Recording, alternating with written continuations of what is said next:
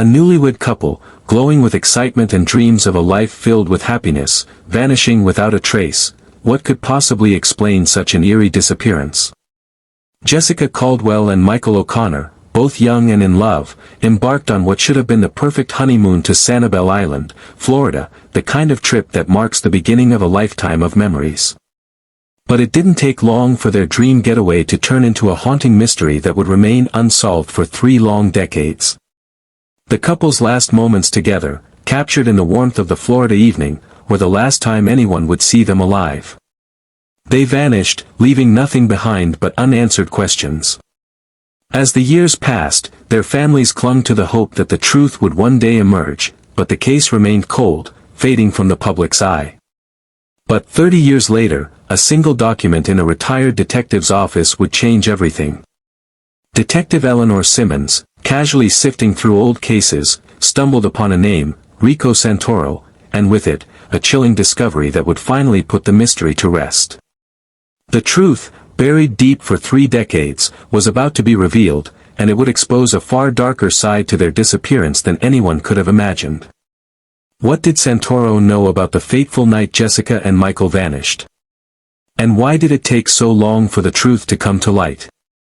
Stay with us as we piece together this chilling story of love, betrayal, and the shocking truth that lay hidden for years. Thank you my viewers and my subscribers. If you are new here, please subscribe to our YouTube channel and turn on notifications so you never miss out on our new videos.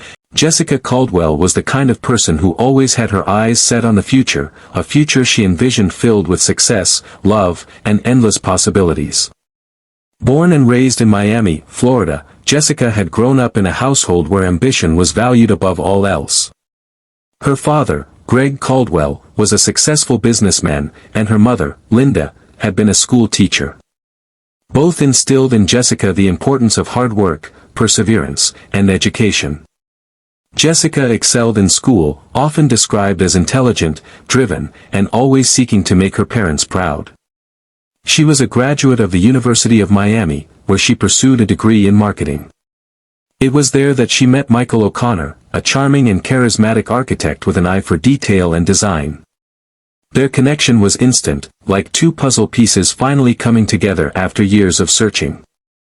Their whirlwind romance was one for the books, long talks into the night, shared dreams, and plans for a future they were both eager to build. Jessica's friends described her as outgoing and optimistic, someone who saw the world through rose-colored glasses. She had a knack for making people feel special and was often the glue that held her group of friends together. Despite her seemingly carefree and bubbly personality, Jessica carried a sense of vulnerability with her, perhaps a byproduct of growing up in a household where expectations were high. Deep down, she harbored a fear of failure, though she rarely let it show. Her relationship with Michael seemed to give her the sense of stability she craved. Her decision to marry Michael was one she didn't take lightly. He wasn't just a romantic partner, he was her equal, her best friend. Together, they planned for a future filled with travel, career accomplishments, and starting a family. Their honeymoon to Sanibel Island was supposed to be the beginning of that future, an idyllic escape before the real work of life began. But what was meant to be the happiest time of their lives would instead become a nightmare that would haunt their families for years to come. Michael O'Connor, a 26-year-old architect, had always been the kind of person who sought perfection in everything he did. He was born and raised in Boston, Massachusetts, in a family that valued education and integrity. His father, Tom O'Connor, was a lawyer, and his mother, Susan, a teacher. The O'Connor family was close-knit, with a strong sense of tradition and discipline. Michael, the youngest of 3 children, had always felt a certain pressure to prove himself, a pressure that would follow him throughout his life. From a young age, Michael displayed an affinity for art and design, a talent that only grew stronger as he matured. He pursued his passion for architecture at the University of Miami, where he met Jessica. Unlike Jessica, Michael had always been more reserved and introspective. He wasn't the life of the party, but he had a quiet charm that attracted those around him. His meticulous nature made him excel in his field, and by the time he was 26, he had already landed several prestigious projects. Michael and Jessica's relationship was often described as the perfect match. Jessica brought out his playful side, while he provided a sense of security and grounding. They complemented each other in a way that made their friends envious. Michael was the kind of man who valued stability, and his relationship with Jessica gave him a sense of fulfillment. The idea of starting a family with her was something he dreamed about regularly. But despite his outward calm and control, Michael's life was not without its inner turmoil. He struggled with a deep-seated fear of inadequacy, something that stemmed from his father's high expectations. He often pushed himself harder than necessary, sometimes to his own detriment. On the night of their disappearance, Michael was excited but also contemplative. He had big dreams for the future, but his thoughts often strayed to the uncertainty of life's challenges. He was ready to take the next step with Jessica, and their honeymoon was supposed to be the perfect opportunity for them to enjoy each other's company before diving into their busy careers. Michael never anticipated that the end of their honeymoon would also mark the end of his life as he knew it. Rico Santoro was the antithesis of Michael and Jessica. Where they were bright, optimistic, and full of life, Rico was dark, unpredictable, and filled with secrets. He had been born and raised in Miami, a product of the city's rougher neighborhoods. Rico had never known what it was like to live a life of comfort or stability. His father had been absent, and his mother, a woman struggling with addiction, had done little to raise him. From an early age, Rico learned to fend for himself, relying on his street smarts and a tough demeanor to survive. Rico wasn't a career criminal, but he was no stranger to the underworld. He had a history of petty crimes, usually involving theft or fraud, and he had a few run-ins with the law. However, it wasn't until his involvement in a violent altercation on Sanibel Island that his path crossed with Michael and Jessica's. Santoro had a reputation for being unpredictable, and though he had a tendency to avoid attention, his involvement in various shady deals made him a potential threat in a place like Sanibel, where tourists came to escape their daily lives. Rico's connection to the couple was brief but pivotal. He'd been at the same restaurant they visited, frequenting the local bars and eateries, a shadow in the background of their seemingly carefree night. When he encountered Jessica and Michael on the beach that evening, it was an encounter that would ultimately lead to their demise.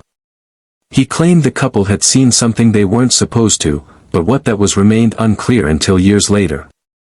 Rico's demeanor was volatile, charming one minute, aggressive the next. He had a way of blending into the crowd, never drawing too much attention, yet always lurking just beneath the surface. His past was filled with contradictions, a small-time crook with moments of genuine remorse, a man who would do anything to protect himself, even if it meant taking someone else's life. The O'Connors and the Caldwells were more than just grieving parents, they were people whose lives had been shattered by the disappearance of their children. Michael's parents, Tom and Susan, were relentless in their pursuit of answers. They had not only lost their son but also a part of their own identity. For decades, they worked with private investigators, clung to faint hopes, and never gave up the fight to uncover the truth. Jessica's parents, Greg and Linda, had their own struggles with the loss. While Greg tried to focus on keeping the family business running, Linda was consumed by grief. She never stopped hoping for the return of her daughter, making frequent visits to Sanibel in search of some sign. The pain of losing her child had aged Linda beyond her years, leaving her with a quiet desperation that haunted her every day. Then there was Detective Eleanor Simmons. A retired investigator who had seen it all, Eleanor found herself reluctantly drawn back into the case when an old file piqued her interest. Her investigative career had been full of unsolved mysteries, but none so personal as this one. Eleanor's decision to take up the case again would ultimately bring the truth to light, but it would also expose far more than she had anticipated. It was an unusually warm evening in late summer, and the sun had begun its slow descent, casting golden rays across the tranquil island of Sanibel, Florida. The gentle sway of the palm trees was the only movement in sight, while the sound of waves lapping against the shore provided a soothing soundtrack. Sanibel was the type of place people came to escape. A small, quiet island known for its pristine beaches and untouched beauty, it had long been a paradise for those seeking solitude and peace. Yet, in that serene landscape, there was a subtle shift, a stillness that hung in the air, a sense that something wasn't quite right. Jessica and Michael had arrived on the island just a few days earlier, eager to embrace the slow pace of their honeymoon. Their hotel, a quaint seaside retreat, was located at the edge of the beach, offering them sweeping views of the Gulf of Mexico. It was the perfect setting for a new beginning, their first few days of married life steeped in love and anticipation. They had spent hours on the beach, enjoying long walks and quiet dinners, savoring the beauty of their surroundings, but their blissful vacation was about to take an unexpected turn. On the evening they disappeared, everything seemed as though it was in place. The warm breeze, the gentle glow of the setting sun, and the sound of laughter from nearby tables all combined to create the perfect evening atmosphere. The couple had enjoyed a peaceful dinner at a local seafood restaurant, their table set by the water's edge, the twilight sky above them. Yet, there was something in the air that evening, something subtle but unsettling, a whisper of something amiss, unnoticed at the time but lingering just beneath the surface. The waiter who had served them that night later admitted to feeling uneasy. Michael had appeared distracted, almost distant during the meal, and Jessica, though still smiling, seemed lost in thought. No one thought much of it at the moment, but that fleeting tension, though imperceptible to most, was a sign of the unraveling that was to come. As they left the restaurant for their moonlit walk along the beach, their laughter carried on the wind, and to any observer, they appeared just like any other young couple in love.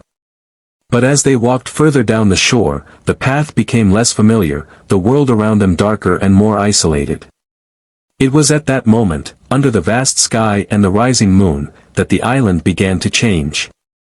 The soft sounds of the waves were interrupted by a quiet rustling in the trees behind them, a strange noise that neither of them acknowledged.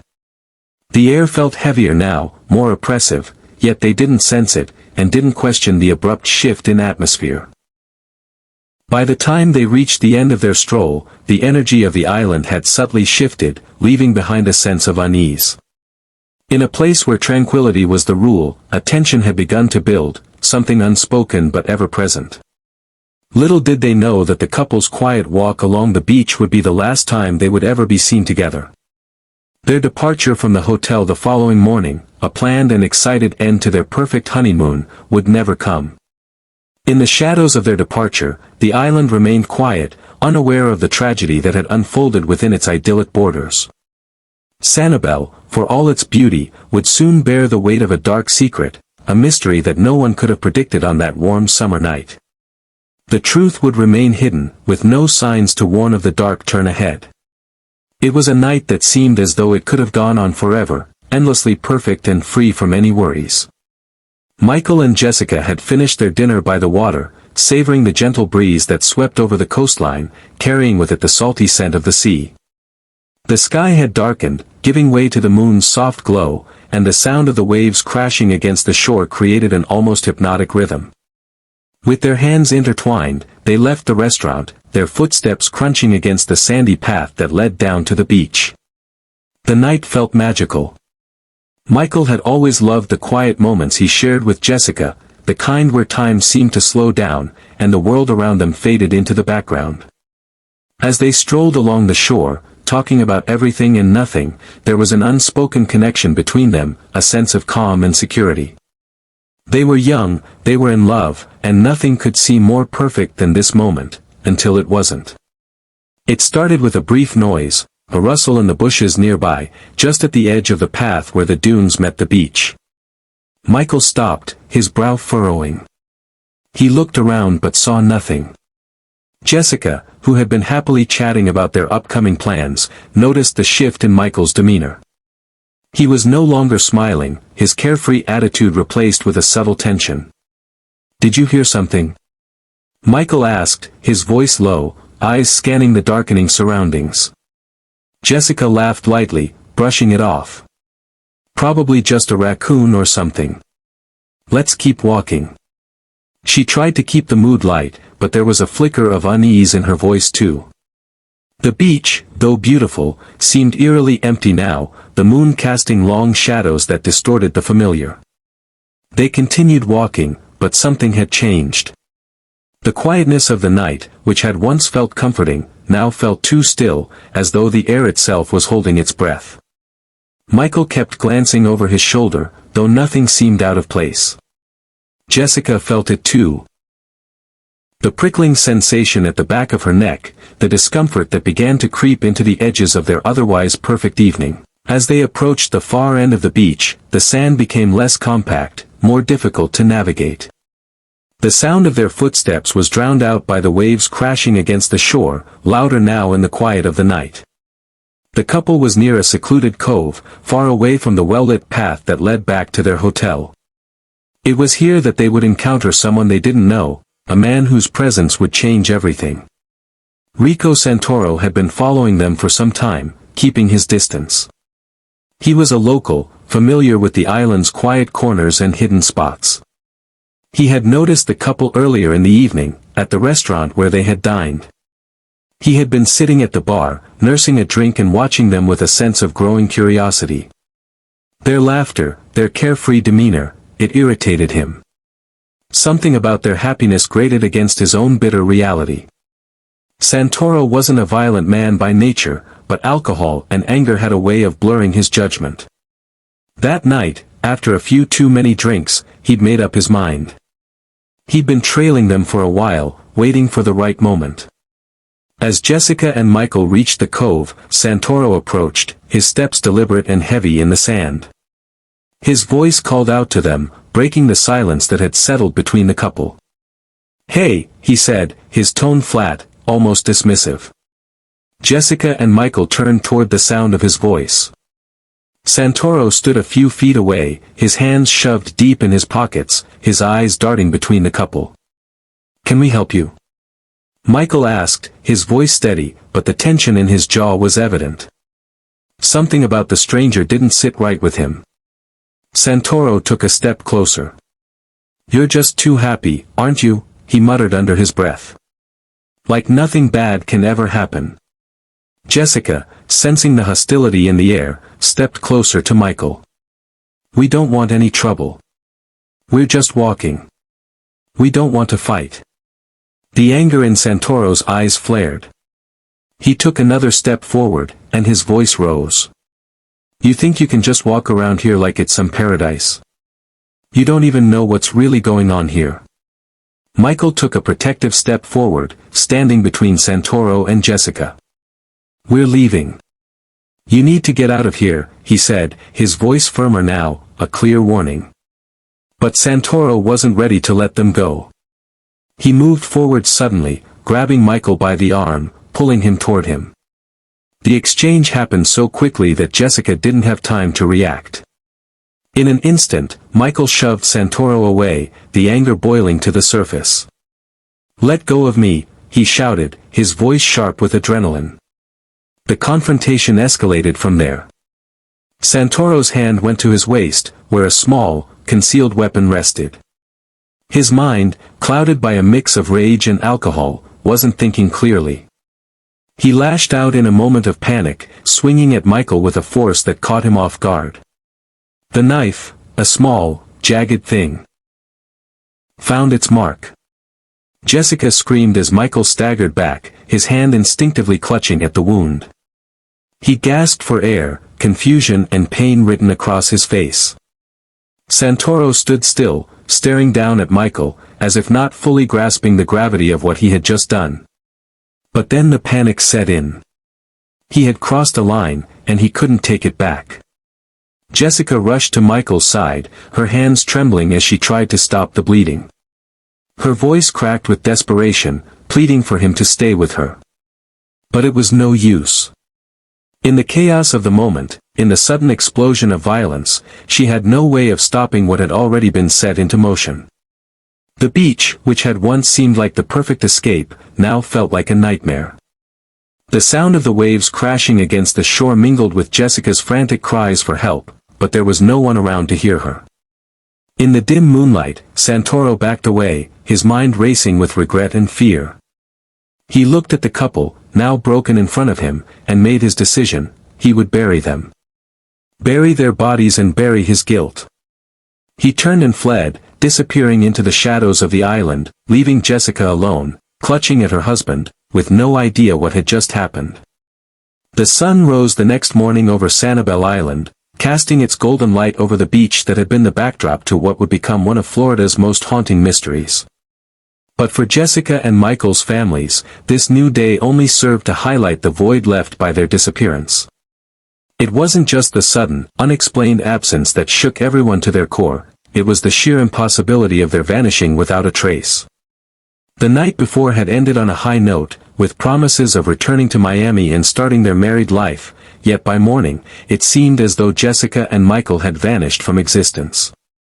There was no sign of a struggle in their room at the hotel, no forced entry, no overturned furniture, just two neatly packed suitcases and an unsettling stillness in the air. The bed was untouched, and the bathroom hadn't been used. Nothing appeared out of place, except for the absence of the couple.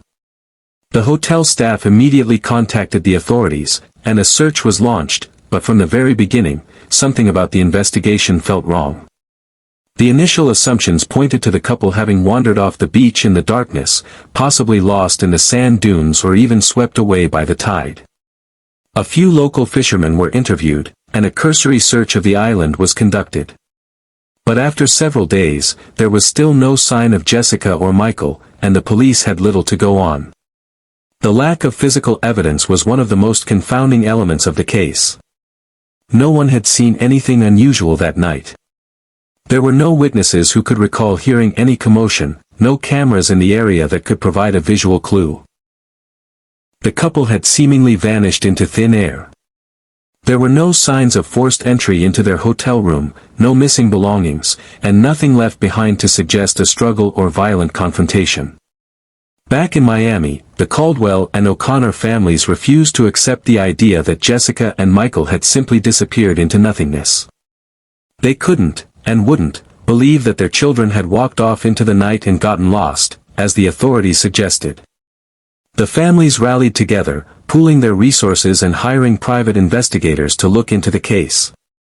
But despite their best efforts, every lead seemed to fizzle out, and every potential clue turned out to be nothing more than false hope. Michael's parents, Tom and Susan O'Connor, threw themselves into the investigation. They spent every waking moment researching the area, reaching out to local authorities, and speaking with anyone who might have had even the slightest interaction with their son. Tom, a lawyer by profession, utilized his legal knowledge to gain access to records and footage that the police seemed to overlook. He was relentless, calling local businesses and hotels, pressing for any kind of information that might yield answers. Susan, on the other hand, took a more personal approach, speaking with hotel staff, searching for any overlooked clues, and even sending out missing person posters around Sanibel Island. Jessica's parents, Greg and Linda Caldwell, were equally dedicated to finding their daughter. While Greg tried to maintain a semblance of normalcy at the family business, Linda couldn't stop obsessing over the case. She made frequent visits to Sanibel, pacing the beaches, hoping for some sign, no matter how small. She spoke with the locals, questioned beachgoers, and walked the shoreline for hours each day, looking for anything that could explain what happened to her daughter. Days turned into weeks, and still there were no answers. It wasn't until 2 weeks after the couple's disappearance that a significant clue finally surfaced. A local fisherman, who had been working near the cove where Jessica and Michael were last seen, reported finding a small, silver pendant washed up on the shore. The pendant, engraved with the letters J and M, was immediately identified as Jessica's. The discovery was a breakthrough, one that reignited hope in both families. But despite the emotional rush that came with finding the pendant, the authorities remained cautious. It didn't provide much in terms of actionable leads. The pendant had been found on the far side of the island, near a more rugged, less traveled area, but there were no other signs to indicate that Jessica and Michael had been there. The island was small, and everyone knew the terrain well enough to realize that a couple wandering off into the wrong area would have left more traces behind. Still, the pendant gave them something to cling to. A tangible piece of evidence that connected the couple to the island.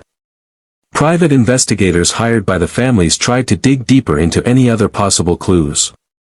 They combed through the couple's phone records, finding a few suspicious calls that led to dead ends. Michael had made a call to his sister the night before they disappeared, but the conversation had been short and entirely unremarkable. It was just a routine check-in, a simple, "we're having a great time, everything's fine," conversation. Jessica's phone records, on the other hand, were more puzzling. There was a brief text message sent to a close friend just after their dinner. It read, "Everything feels perfect tonight. Can't wait to see you all soon." That was the last time anyone heard from her. As the investigation continued, there were several false leads that kept the authorities guessing. One such lead came from a local bar owner who claimed to have seen Jessica and Michael at the bar the night they disappeared. According to the witness, they were seen arguing with a man in a dark jacket, but no one could ever identify who this person was.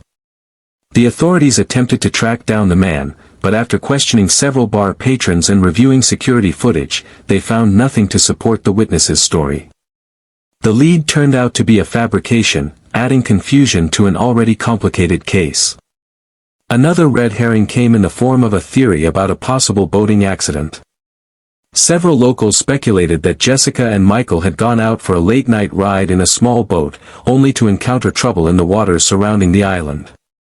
The idea was that they had capsized and drowned, but after an extensive search of the waters, no wreckage was found, and the theory quickly crumbled. The couple had no history of boating or any known plans to take such a trip, making the theory even more unlikely. As months passed, the emotional toll on both families grew unbearable. The O'Connors, once hopeful and energetic, now found themselves worn out by the endless effort. Tom's health began to deteriorate as the stress of the investigation took its toll. He couldn't sleep, couldn't eat, and his once methodical approach to the case gave way to desperation. Susan, despite her efforts to keep it together, couldn't stop herself from breaking down. Their once solid family was now divided by grief and frustration.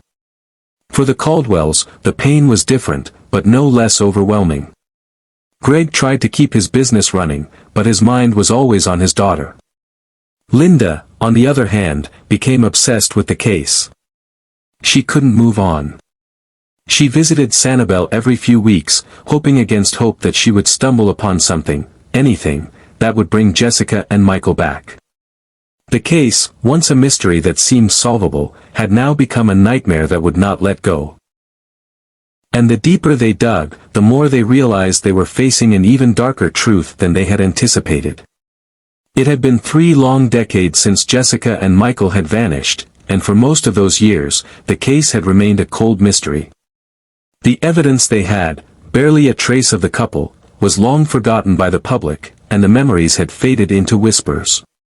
The families had almost given up hope of ever knowing the truth. But just when the case seemed destined to remain unsolved, a breakthrough came from the unlikeliest of places, a box of old files in the cluttered office of a retired detective. Detective Eleanor Simmons, now working as a private investigator, had spent her career solving small cases, enjoying the peace that came with no longer dealing with the high-stakes, high-pressure investigations she had once known. She had left the force years ago, but something about the Caldwell/O'Connor case had always stuck with her. On a quiet evening, as she sifted through old case files to organize them, a yellowed folder caught her eye. It was labeled the Caldwell/O'Connor case, unsolved. Her pulse quickened. It had been years since she had even thought about the case, but something told her to revisit it. As Eleanor flipped through the pages of the folder, she found the usual documents, police reports, witness statements, a few news clippings. Most of it was the same old information, the hotel search, the failed leads, the odd sightings, but then something stopped her dead in her tracks. One name appeared repeatedly in the case notes, Rico Santoro. At first glance, Santoro's name seemed unimportant. He had been a small-time criminal, involved in a few incidents on the island around the time of Jessica and Michael's disappearance. But what struck Eleanor was the fact that Santoro had never been connected to the couple's case directly. He had never been questioned by the police. His name had been briefly mentioned, but no one had followed up. The police had considered him an irrelevant part of the case, a minor figure with no real connection to the couple. But Eleanor, with her years of experience, saw a pattern others had missed. The more she read about Santoro's interactions with the couple, his brief presence at the same restaurant, his frequenting the same bars, his violent tendencies, the more she felt a rising sense of dread. She couldn't shake the feeling that this was the missing link, the connection that had been overlooked for all these years. She immediately began digging into Santoro's background. It didn't take long before Eleanor discovered something chilling. Just weeks before the couple vanished, Santoro had been involved in a violent altercation on the very same beach where Jessica and Michael had disappeared. The altercation, which had been reported as a minor incident at the time, now appeared to be far more significant. Santoro had been seen near the spot where the couple had last been, and his presence there was no coincidence. A sense of urgency gripped Eleanor as she followed the trail deeper. The more she uncovered, the clearer it became. Santoro knew something he had been hiding for all these years. It wasn't just the fight that had caught her attention. It was the small detail, Santoro's erratic behavior the night Jessica and Michael disappeared, his proximity to the scene, and the quiet rumors that swirled about his involvement in something much darker. Eleanor's heart pounded as she dialed Michael O'Connor's parents. Her voice, usually calm and controlled, betrayed a sense of excitement. "Tom, Susan, I think I've found something," she said. "I need you to trust me. I'm going to find out what happened to your son." The revelation hit the O'Connors like a thunderclap. They had spent decades believing that their son's disappearance was a tragic mystery with no resolution. But now, after years of hopelessness, a thread has finally appeared. Their son had not just vanished, he had been taken. But taken by whom? The answer was within their grasp. Eleanor's investigation soon led her to Santoro's apartment in a rundown part of town. She found him alone, sitting in a small, dingy room with peeling wallpaper and the scent of stale cigarettes in the air.